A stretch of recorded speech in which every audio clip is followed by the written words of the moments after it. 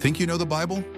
Think again. Tune in as Rabbi Bensi Epstein and Tom Levine reveal the extraordinary hidden within the ordinary in Breakneck Through the Bible by Torch Dallas. Each episode may cover just a few verses, but don't let that fool you. Get ready to learn the Bible at a breakneck pace. Page 65, chapter 14, Parshas Lech Lecha, verse 17. Okay. The king of Sodom went out to meet him after his return from defeating Chedorlaomer and the kings that were with him to the valley of Savaith, which is the king's valley. But Melchizedek, king of Salem, brought out bread and wine. He was a priest of God, the Most High. He blessed him, saying, "Blessed is Abram of God, the Most High, maker of the heaven and the earth. And blessed is God, the Most High, who has delivered your foes into your hands and gave him a tenth of everything." Okay, so... Very perplexing, this verse. Okay, go ahead. What's perplexing? Well, Melchizedek, it appears here as a Cohen, right? But there really wasn't a Cohen at the time. Okay, there weren't the Kohanes we have today. And was he monotheistic? Yeah. Yeah. Okay. So who is this Melchizedek? Yeah. All right. So Melchizedek was actually Noah's son Shem. Ah. Okay, and he was a Kohen. He didn't like the spelling of Shem, so he went for more syllables? No. So it's Melchizedek means the righteous king. So he was called the righteous king because he was righteous. So that was like a monarchy. Like that was just like you had every president in America is called president. Right. Or Pharaoh is the head of Egypt, or prime minister is Canada. Right. So Melchizedek is the righteous king. So he is Shem, Noah's son, who happens to be our great grandfather. Right. Avram is at this point in time is a descendant of Melchizedek, and he knows that. Okay. And he was known as the priest. He was known as the holy man, right? That's what the word Kohen really means. He was like the anointed. He was the holy man. So was his kingdom involved in the 5 kings versus the 4 kings? No, it wasn't. No, it wasn't. It wasn't. He was out of the fray, right? Because he was a more holy person, right? He was, and his kingdom, Salem, was not part of those 5 kings and 4 kings. Okay, good. Okay, so he was the king of, and it's interesting because Salem, just fun fact, in America, every state in America, all 50 states, have a city named Salem. Didn't know that. Right, the Salem that's famous is the Salem witch trials, right, up in Boston, up in Massachusetts. Do you know why every state in America has a city named Salem? No. The answer is because Salem is really Jerusalem. This is the source of Jerusalem. Right? So Jerusalem is Jerusalem. So why is Jerusalem called Jerusalem and here it's called Salem? So if you take the first few letters, because Salem is... It's the end part of the word, it's right? Jerusalem. And by the way, and just that you should know, that's why Jerusalem is spelled generally, I think except 6 times in the Tanakh, Jerusalem is spelled without the second yud. It's the Hebrew is Yerushalayim. Shalayim should be Shin Lamed Yud Mem. That's how it should end.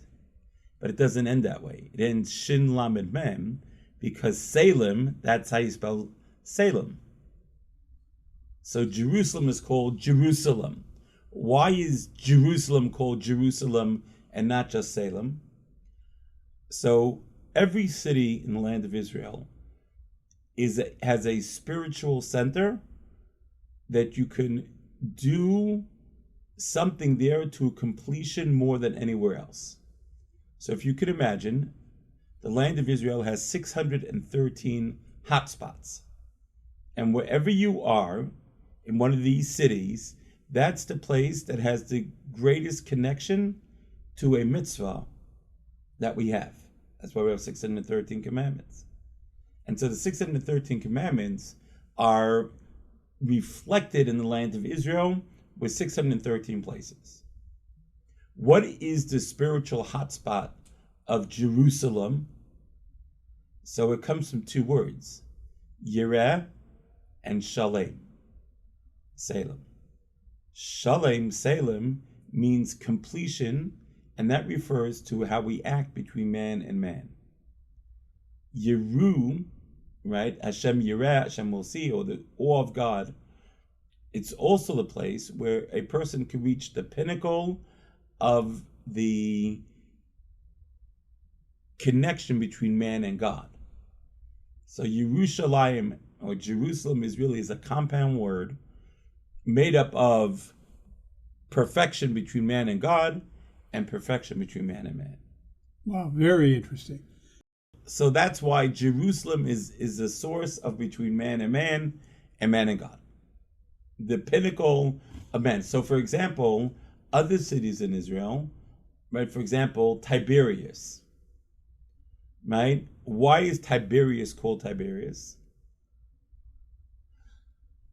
So Tiberias, the Hebrew word is Tiberia, comes from Tibor Haaretz. Tibor is the belly button. What does a belly button do? It's a source of nourishment for the baby, right? Yeah. Right. So, and where does Tiberias sit? Right in the middle. It sits right in the middle, right on the Kinneret, right, or Sea of Galilee, right? And that's the water source, or used to be the water source for Israel. Why do you say used to be? My understanding is that that Israel has grown so much it can't keep up at all, and for example, today, you look at the Jordan in the Torah times. It talks about the mighty Jordan, right? They couldn't cross the river. And today, heck, it's a creek. It's a creek. A Texas creek, right? And it kind of had gotten so, why? Because everyone has taken the waters and has used it for so many things. So it really has kind of sucked a lot of water. That's why Israel, right, is really dependent on rainwater, which God on purpose had it dependent on rainwater, because God wants us to be totally dependent on Him, to remember to pray for Him. And what happens is that today Israel gets a huge amount of water from desalinization plants, which are on the Mediterranean side, and actually just taken from the Mediterranean Sea and taking water out and putting the minerals back in the Mediterranean Sea. In fact, I read just recently that Israel was repopulating water from the Mediterranean into local rivers through their desalinization plants. Oh yeah, okay, yeah. I don't know. Okay, Yeah. the aquifers, like the aquifers underneath it, and we use the water. I don't know if you remember, a bunch of years ago, in Lebanon or Syria, someone who was trying to build a dam and dam up. Remember hearing about the that. Jordan River, and then all of a sudden there was a mysterious explosion, or not so mysterious, but Israel told them not to do it, and they wouldn't listen. So they just went ahead and Israel took care of it themselves, because there are 4 rivers that turn into the Jordan River. And now I'll tell you a hypothesis that I have. I would love if one of our listening audiences could find it. I want to find an ancient map and to see whether the Jordan River used to flow all the way down to Eilat. Right? If the Jordan was such a mighty river that it ends at the Dead Sea, doesn't make sense. And we're going to see, by the way, that the Dead Sea, right? Actually, I think we spoke about this, that the Dead Sea was not originally there. There was no Dead Sea, right? The Torah says it's a place that was going to become the Dead Sea, but not that there was a Dead Sea. So I assume that the Jordan River used to flow all the way down to Eilat and empty into the Red So Sea. you're saying the Jordan River would have flown through what is now the Dead Sea, but it never accumulated. It just kept going. Right. I see. And just an interesting note on that, right? The only sea in the world that's called the Dead Sea is a sea that doesn't give. Right? The sea goes and it gives. When it gives water, it's living. But when it doesn't give water, it's Dead Sea. It's called the Dead Sea. And so this water comes flowing into the Dead Sea, right? And so then, or what was going to be the Dead Sea, right? And so now at this point in time, this is where Abraham finishes the battle. Off he goes, and he goes to Melchizedek, and who happens to be Shem, Noah's son. And he goes ahead, and Abraham is coming back from this war. Everyone has heard about it. It's incredible. Single-handedly, he and Eliezer defeated the four kings, how God made miracles for them that turned sand into missiles. And he brings out to him bread and wine. And he blesses them. And then what does Avram do? And Avram goes ahead and tithes everything that he has. Right? And how much is tithing? Today we take 10%. So tithing is between 10 and 20%. Okay, so that's minimum is 10%, maximum is 20%. Okay, so you go between 10 and 20%. That's the tithing, and he goes and he tithes. And he tithes what he has. And is this the first time in the Torah that we learn the concept of tithing? I don't recall. I don't recall us having before. I think this might be the first place where it actually says that Avram tithed. Right, so it's really quite interesting. And the laws of tithing, how you're supposed to tithe, what do you do, right? And so comes out of this section. Well, we're going to see it a few places in the Torah. Right, where we're going to have the concept of tithing. We have over here, we have with Isaac, we have with Jacob. Actually quite interesting, right? That we have these three sources. So Rabbi, I mean, clearly in verse 20, it says, and he gave him 1/10 of everything. Mm-hmm. So where do you learn that it could be up to 20%? Yeah. So very good. So in Deuteronomy, but the word ma'aser, the root of that word, the Hebrew word ma'aser, is eser, is 10.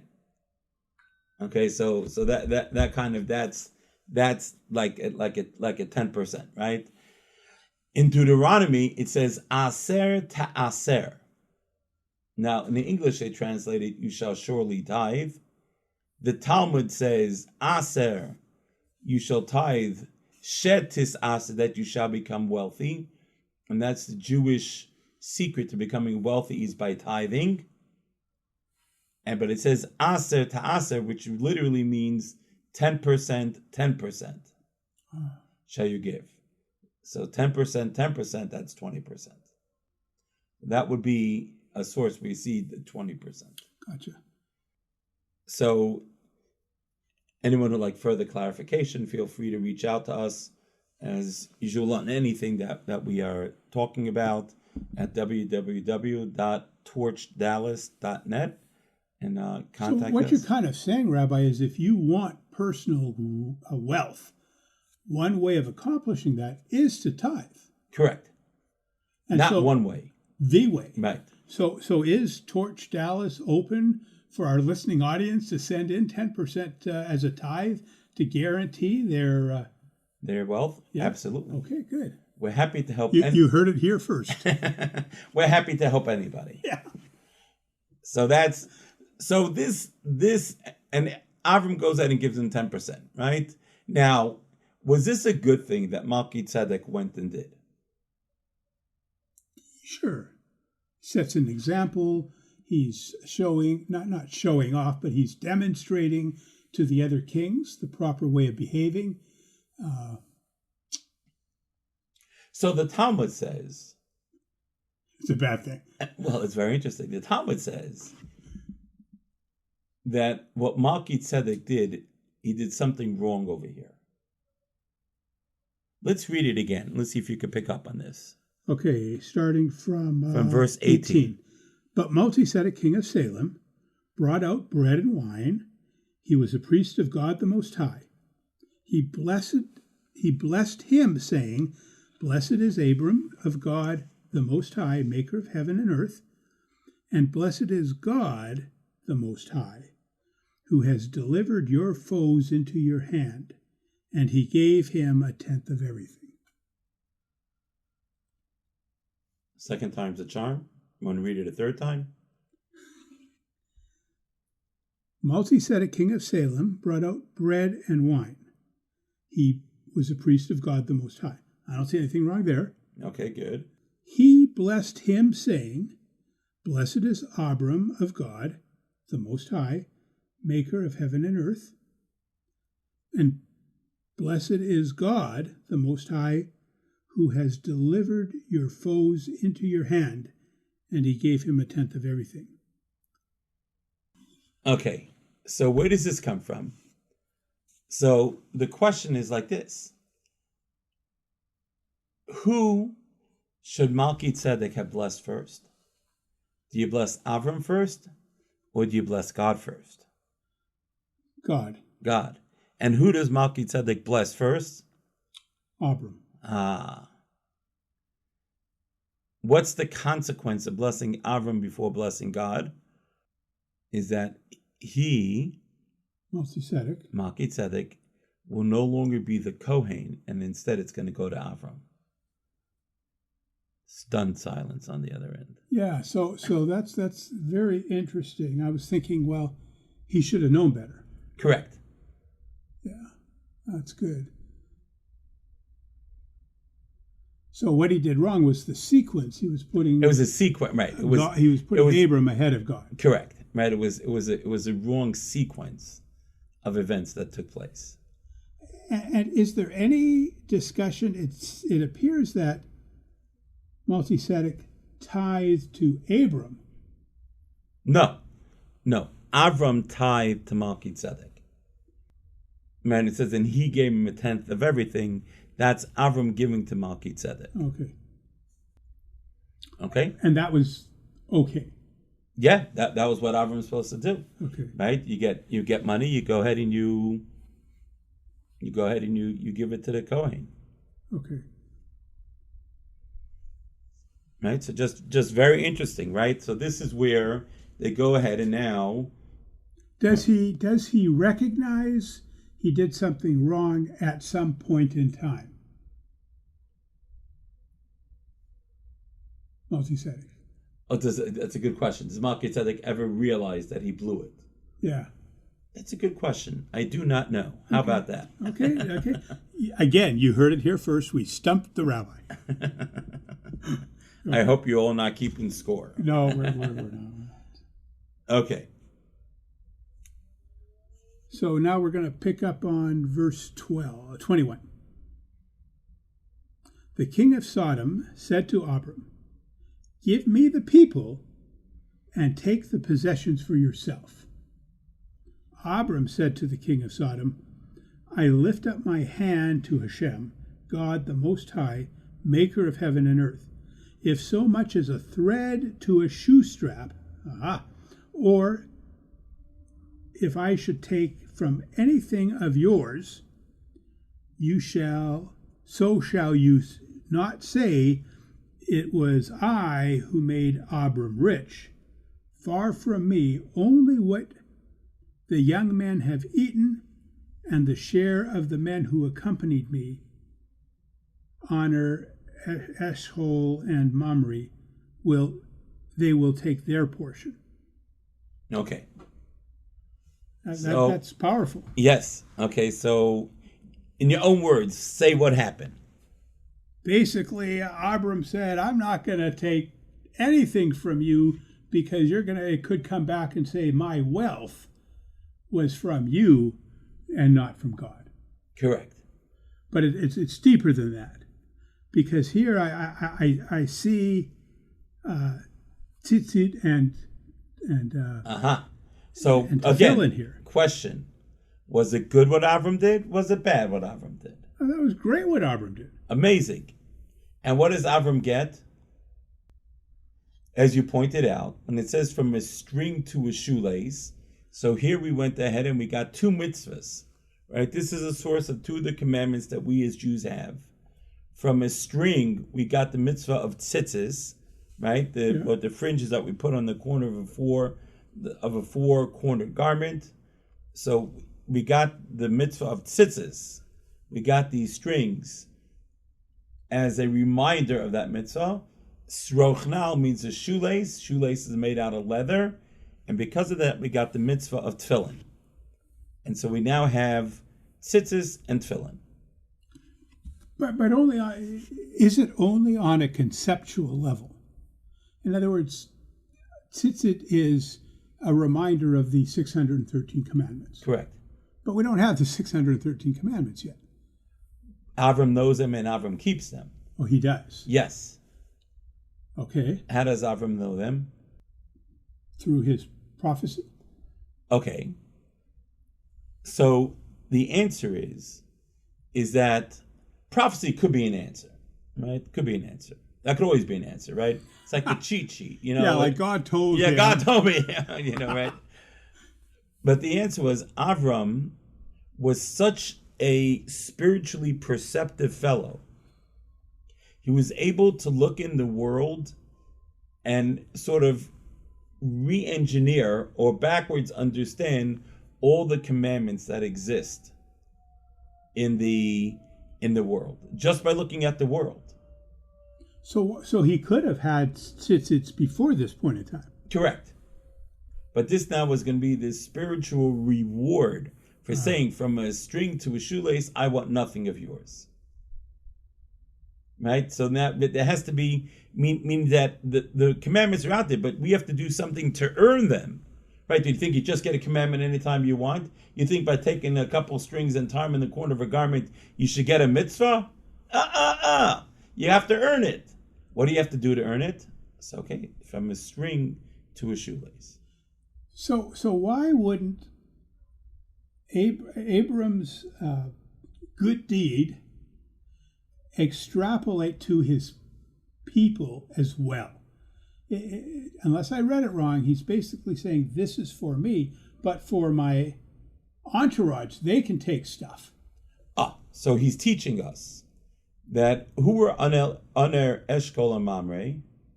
So they were three of the people that lived where Avram lived, right? They were good people, right? Mamre means that they rejected idolatry. And when Avram went chasing after the four kings, he had to leave some people back to guard his base. Who guarded his base? These guys. Aner, Eshkol, and Mamre. They guarded his base. So they went and they guarded his base. So they're entitled to the booty. They're entitled to part of the reward. As was Avram. As was Avram. So Avram says, okay, so I want to be a tzaddik and give you and say, take everything that I have and don't have anything to do with, I want nothing to do with you. Avram has the right to do that. Under Eshkol and Mamre, he can't give away their portion. They have to give it away if they don't want it. So good. But this to me exposes a fundamental flaw that I see reoccurring multiple times in Torah. Go ahead. I want to use the word flaw, but go ahead. Okay. Sorry. Be careful. Let me move a little away from you. My lack of understanding several times. And that is, you have Abram going to fight the kings. Four kings. The four kings. With what we learn is throwing sand that becomes weaponized. Yes. He recognizes his victory is all as a result of Hashem, of God. But he needs to hold people back to guard his base. In other words, I have a problem here. Okay, good. So the question you are asking is, what is the balance between putting our effort in and trusting in God. Okay, what we call hishtadlus, and that's the Hebrew word hishtadlus, Hishtadlus, putting our effort into doing something, that's called hishtadlus. And then, when do we say, okay, I've done enough, and now it's up to God? What's that balance between the two? And does that balance depend at all on your faith, your belief, your knowledge of God's infinite protection? I mean, is it not almost disrespectful to leave people back to guard the... Are you not questioning God's ability to... Excellent. And that's a very, very fair question. And the reason why it might seem to keep on moving is because it depends. Depends how righteous you are, right? Well, if you're super righteous, then you're right. Then that would be considered a lack of faith in God. If you're not super righteous, then not doing it would be considered foolish. And so it's constantly a moving target. We're going to see this, by the way, when Joseph is in prison. And right, Joseph is down in Egypt, he's in prison, and then the wine butler he knows is going to be freed in 3 days and go back to Pharaoh. And he tells the wine butler, remember me to Pharaoh. Make sure you tell him there's a dude in jail who needs to come out. And he says, remember me twice. And the Talmud says, because he said, remember me twice, so then at that point in time, he had to stay in prison 2 more years. Because he should only have done it once. Oh, that's a question. He's Joseph. He should have said it any time. That was going to be my follow-up question. So that's one opinion. He's Joseph. He doesn't need anybody. He just needs God. Everything else is irrelevant. The other opinion says, no, what are you talking about? Even Joseph, you have to do something. You have to try turning the door handle. You got to buy a lottery ticket. You got to buy a lottery ticket. What are you doing? And so he says, so one time was good. But why? So the second time was wrong. So he should have been in prison only 1 year. So they answer that since Joseph said, remember me twice, it showed that even the first time he was putting his trust into the wine butler and not God. Okay.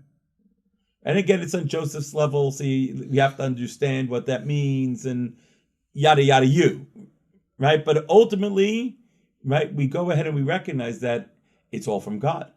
And so therefore, that we trust totally in God. We don't trust in anything else. Now again, and even when we put in the effort, we have to recognize that what? We have to recognize that we're putting in the effort because God commanded us to put in the effort. Who's going to make it successful or not? God. And that's really, so Avram goes ahead, right? And Avram does his job, right? The job is keep people back. And by the way, just also with Avram, I don't think his strategy was, I'm going to throw sand. Somewhere along the way, God must have said to him, throw sand, right? Or the horse kicked throwing sand, hoping was going to turn into missiles, or it could be that the horses were kicking up sand, and then he saw the sand go whizzing by, and so then look at that. Okay, then he goes and throws it. Right? That's Avram. But to keep people back to guard the tent, to guard the base, okay. Now also, another thought is that Avram might have known that God was going to protect him. That was the right thing to do, so he wasn't afraid. But he didn't know that the people that were with him deserved that level of merit, or had that level of merit to protect them. And they might have had to be that they needed people to guard it, which is what he went and he did. Okay, so this now, exposes another concern of mine. Yes. When we pray for something that we don't see a result in the time frame that we expect, Okay. is there a risk of us thinking we haven't done our shoelace? We Yes. haven't, or we shouldn't have done it, and we put too much faith in our effort, and God is saying, no, you needed to believe in me. In other words, there's that line. Correct. It's a very, very good line. It's a very, very fair line that you're asking. Where is this balance between effort and knowing it's from God? It's a hard one. It's a hard one, and not only that, it depends on the person. Excuse me. It depends on the person. Not only does it depend on the person, it could depend on the person where they are spiritual level wise. For some people, going to the gun shop and buying the gun would be considered too much effort. For some people, it'd be too little effort, and they still have to go to the gun range and practice shooting. Everyone, depending, it's situationally balanced, right? Depending where we're up to and what's going on, whether they're doing the right effort or not. Hard for us to know. This balance of effort vis-a-vis. You don't want to say the word belief. Trust in God. Yeah. Though the balance of those two ideas is really what life's about. Okay. So it's a challenge that we all have. Did I do my hishtadlus? Did I not? Did God say no to or not yet to our request? Because this is not good for you, don't do it. Or do I need to pray more and that's what he's waiting for? Or did he go buy the lottery ticket and that's what he's waiting for? And so understanding this and working through, that's really the key, what it's about. Would this be an example of where your personal relationship with your rabbi plays into it at all? Very much so. Right? This is why everyone needs their rabbi, their own rabbi. Because you need somebody who knows you really well and who could advise you on what you really need to do. Good. Okay, those are it really is sort of the crux, like now we're getting into like sort of the crux of life.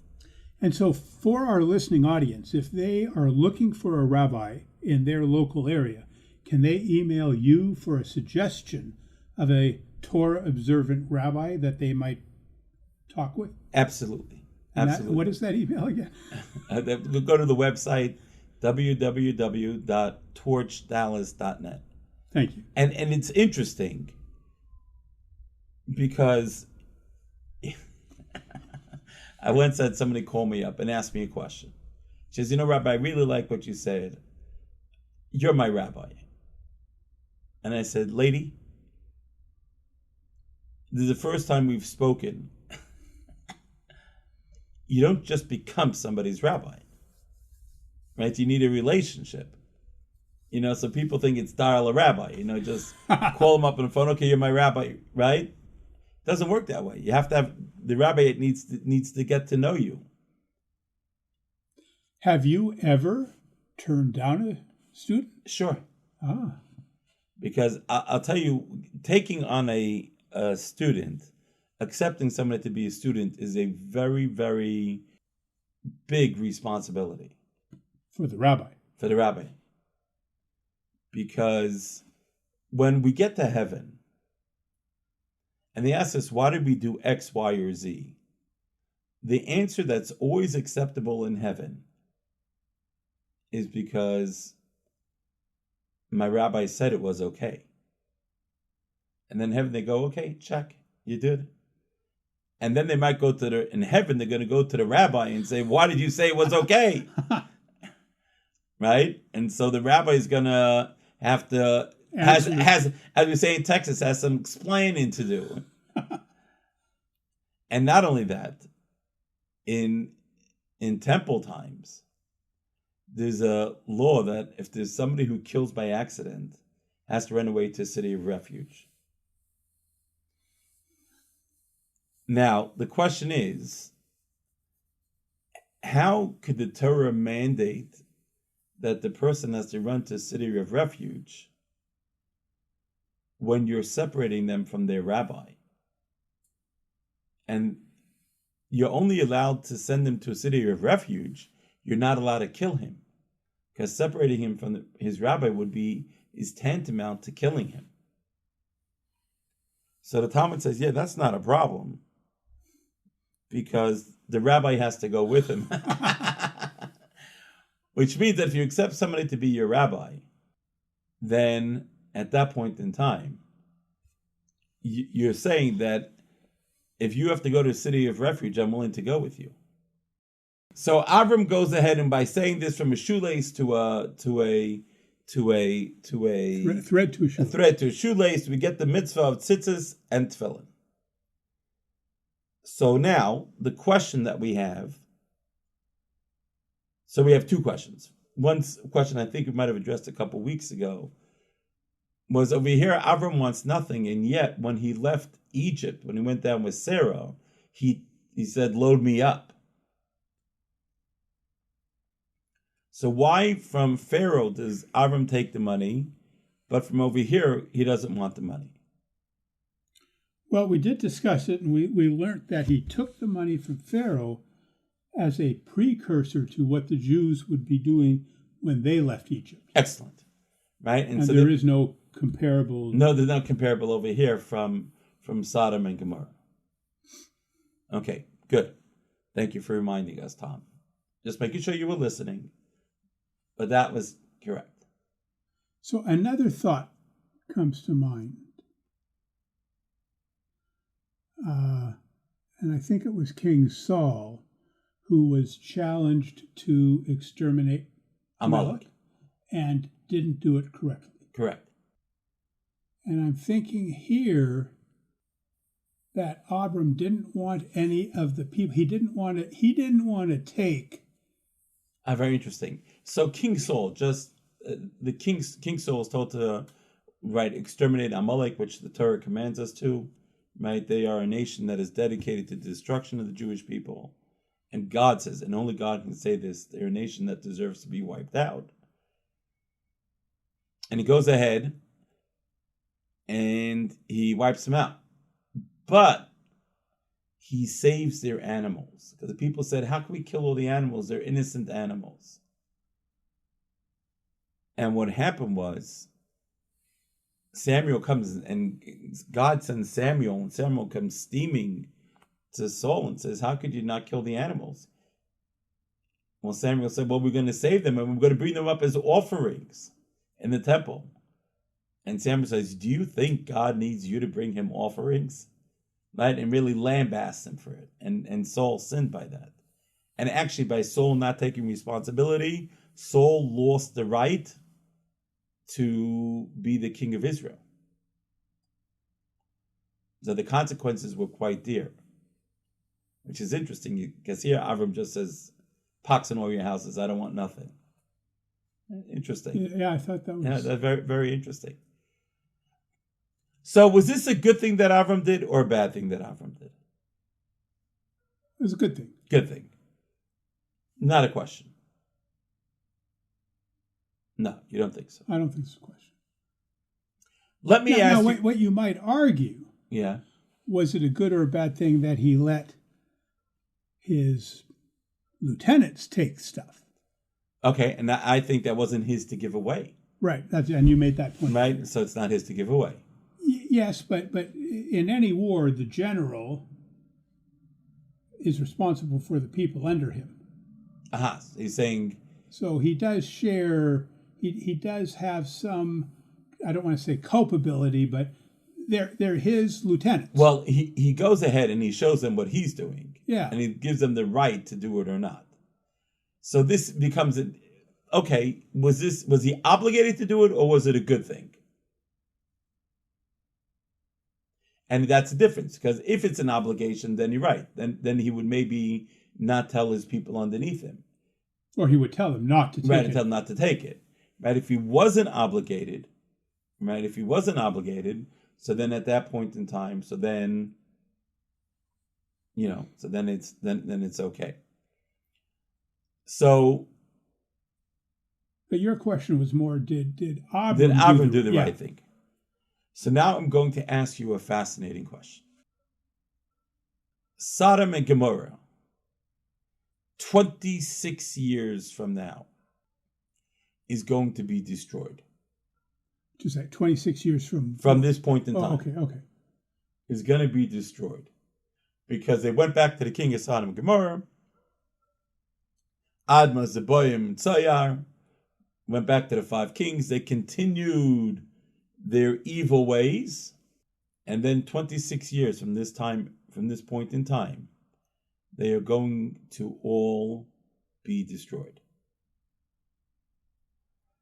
So by Avram giving back the people to the kings of Sodom and Gomorrah, he was effective. He doomed them. He was what? He doomed them. He doomed them. He was effectively signing their death warrants.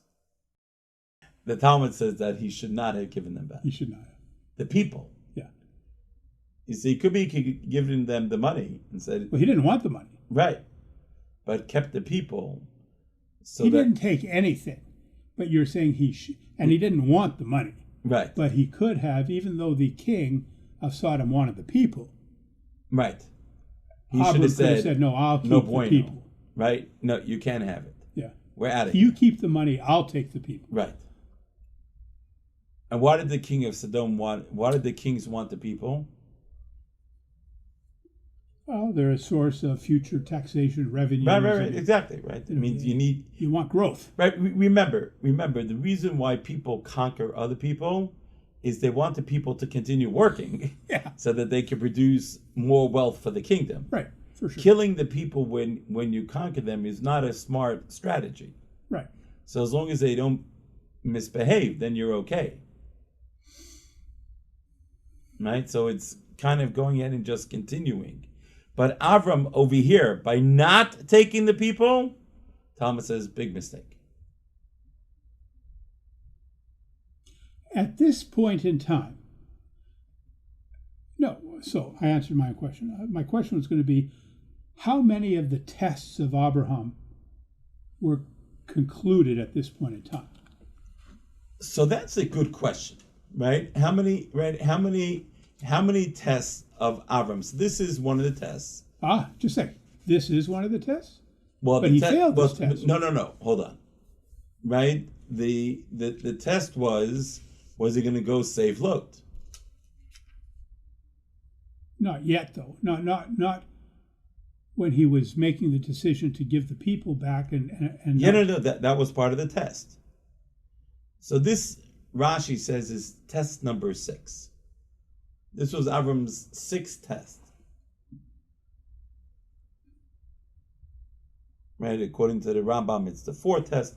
Everyone agrees that this was one of the tests. And the test was, is he going to go save Lot? Okay. And he does that. So the test was 26 years in the future after this instance. Of what?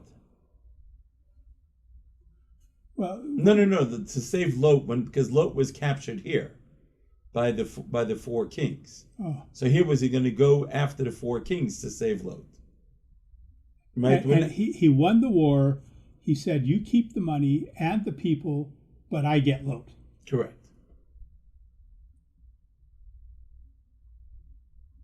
And the kings would have agreed to that wholeheartedly, right? The kings, yeah, sure. We get the people, we get the money, and you get your nephew back. Correct. With his family and right, and all his stuff. So that was a test. So what was the test? Not to save Lot?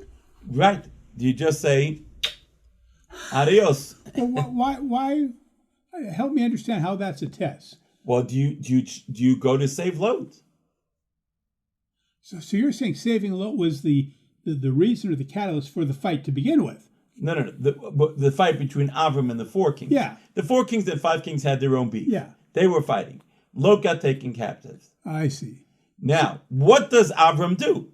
Does he chase after them to save Lot? Does he not? That I see. The sixth The whole test. war with the four kings was to save Lot. Right, correct. And so was Avram correct in running after them or not? So I'd say yes. So that's the answer. Correct. That was the correct answer. It was the correct thing to do. Even though there was consequences that came from it. Yes. Far-reaching consequences. Shem loses, right? Melchizedek gets bumped from being the Kohen. The Jewish people now have to go into exile for 400 years. Right? Lot's going to get, right? There's all these ripple effects that come from it. Yes. But the question was Avram going to saddle them up and go save them? Answer is yes. But I do need your clarity here. And there is a line between Abram making the decision to save Lot, different from Abram's decision to keep the people and give back the money. Correct. Those are different. Those are different, right. That could be two tests. But that was not it. This keeping the money, the people, that was not a test. That's not one of Avram's 10 tests that we talk about. That nobody thinks that was a test. Nobody Even though counts it as a Abram made a mistake by not teaching right, the correct. people. You wouldn't call that a failed test. Correct. It wasn't, well, when we say the 10 tests, remember every human being has many, many tests in their life. We could have 10 tests in one day. Yeah. Right? So, but this question was, what's the right here, these 10 tests that hold up the world, by the way, right? This is not just any 10 tests, right? This is a nuance, does it do right? Does it do it wrong? What do we learn from it? Yada, yada, you. But the 10 tests that Avram does to say, basically to fundamentally support the Jewish people, the question was to go chase after the four kings. Good. So you have also said in the past that there is a discussion on three of the tests being different based on different commentators. Yes. So why wouldn't they just say there's 13 tests? Because everyone agrees there were 10 tests. But they don't agree what the 10 are. Correct. Because it depends how you define the test or what the definitions and how it works. Correct. But everyone agrees there were 10 tests. So everyone agrees the 10th one was binding of Isaac. Everyone agrees it was a test of the first one was the furnace. No. Okay, the furnace and running away from Nimrod, those two, Rashi counts as tests. The Maimonides does not. Maimonides said the first test is Lech Lecha, right? Which according to Rashi, that's the third one. I see. Interesting.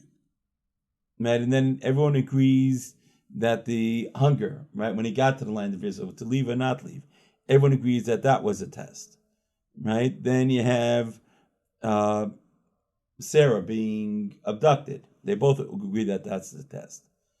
Then the four kings capturing, they all agree to that, right? And so, right, those are tests that everyone agree. Well, everyone, Rashi and Maimonides agree to that, right? Right. Then Rashi says,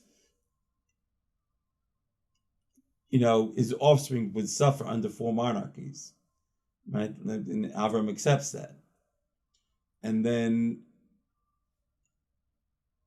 Maimonides says no. His marriage to Hagar, after Sarah gave him Hagar, that was a test. Right? The commandment. Everyone agrees the commandment to circumcise was correct. Sending Ishmael away, was that a test? So it's interesting that Rashi says it is. Yep, Rashi and Maimonides both say it is. Okay. Right? So everyone agrees to circumcise themselves. Right? Then the Avimelech going ahead and kidnapping Sarah. That Maimonides says Rashi doesn't, and the driving Hagar away, right, is a question, right? Not only Yishmael but also Hagar, right? It counts it as two. Rashi counts it as one. Rabbi, I think this is a great stopping point. So we just finished chapter 14. Yeah? Right. So next episode, it'll be chapter 15, verse 1. Thank you, Tom. You've done a magnificent job as usual. See you next episode. Looking forward. You've been listening to Breakneck Through the Bible by Torch Dallas. Visit torchdallas.net for more mind-expanding episodes that will forever change how you read the Bible.